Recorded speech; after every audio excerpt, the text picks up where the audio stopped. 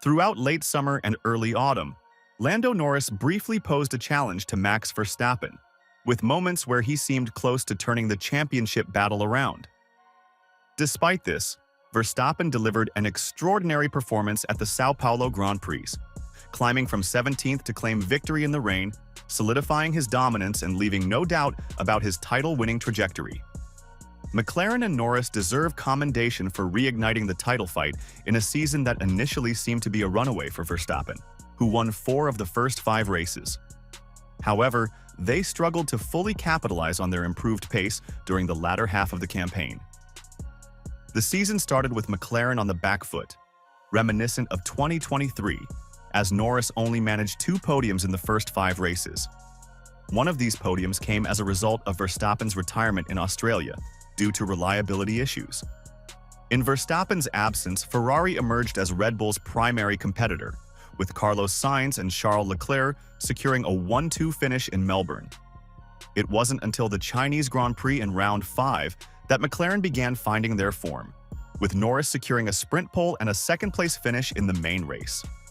A transformative upgrade package unveiled in Miami significantly enhanced McLaren's performance. Dubbed a B-spec car by some, it addressed the MCL38's earlier deficiencies.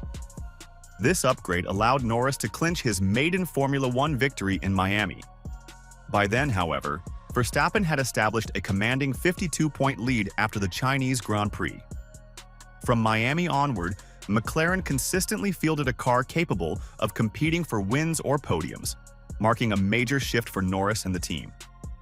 While Norris delivered impressive qualifying performances, securing 7 pole positions, his struggles to maintain the lead at the start of races became a recurring issue. For instance, he relinquished leads in Spain, Hungary, and Monza, often to Verstappen or his teammate, Oscar Piastri. Even when he recovered to win in Zandvoort, these errors highlighted a costly weakness in his performances. Norris also left himself vulnerable to overtakes, such as allowing Verstappen to dive inside at the first corner in Austin or losing out to George Russell in Brazil.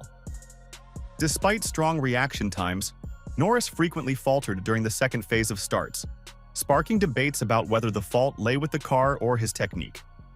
Had he maintained clean air in these situations, his points tally would likely have been much higher. Beyond the opening laps, Norris made other costly errors. In Montreal, he went off track while chasing Verstappen, undermining his momentum. In Singapore, despite dominating most of the race, Norris narrowly avoided catastrophe twice, incurring minor damage after misjudging corners and barriers. In Brazil, his performance further deteriorated due to a poor start, questionable strategy, and mistakes during race restarts, resulting in lost positions. While Norris displayed moments of brilliance, these errors were starkly contrasted by Verstappen's consistency under pressure, particularly in challenging conditions, which underscored the Dutchman's supremacy throughout the season. On multiple occasions, Lando Norris showcased remarkable driving skills, only to be let down by McLaren's questionable strategic decisions. In Canada, Norris had gained control of the race before an untimely safety car disrupted his momentum. McLaren's delayed response left Verstappen regaining track position, a missed opportunity that, while not a major error, fell short of perfection. The team's decision-making came under heavier scrutiny a month later at Silverstone. On a drying track with a switch to slick tires imminent, Norris, leading Hamilton and Verstappen, had new sets of all 3 tire compounds available. Verstappen switched to hards and began closing in, while Hamilton opted for softs, undercutting Norris.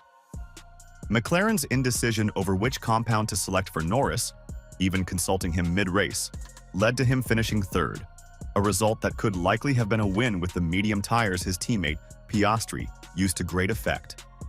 In Brazil, with rain intensifying, McLaren's decision to pit Norris from 2nd during a virtual safety car proved costly.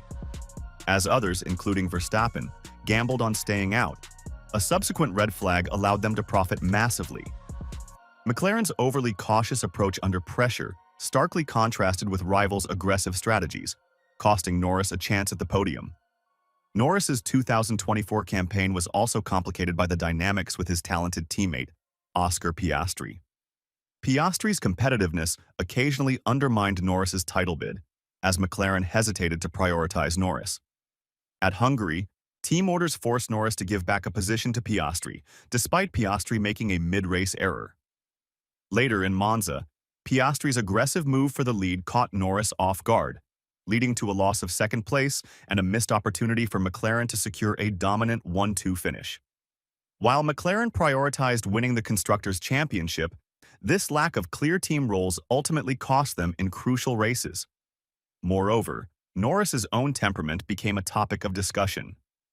In Austria, an incident with Verstappen ended his race, and despite stewards penalizing Verstappen, Norris later took partial responsibility.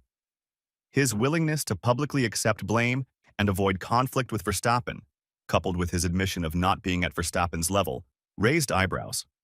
Unlike Verstappen, who maintained a combative edge during his maiden title fight, Norris occasionally appeared less ruthless, which could undermine his championship ambitions.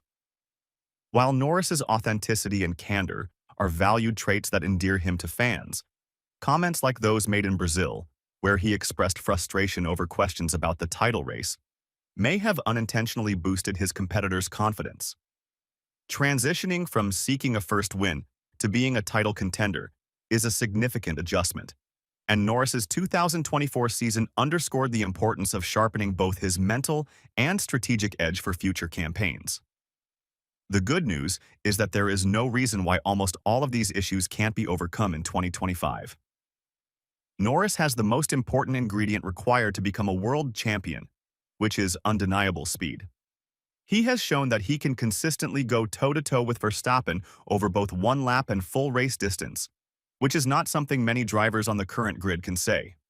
If McLaren can hit the ground running next season, the experience gained by both driver and team should prove invaluable in launching another title bid.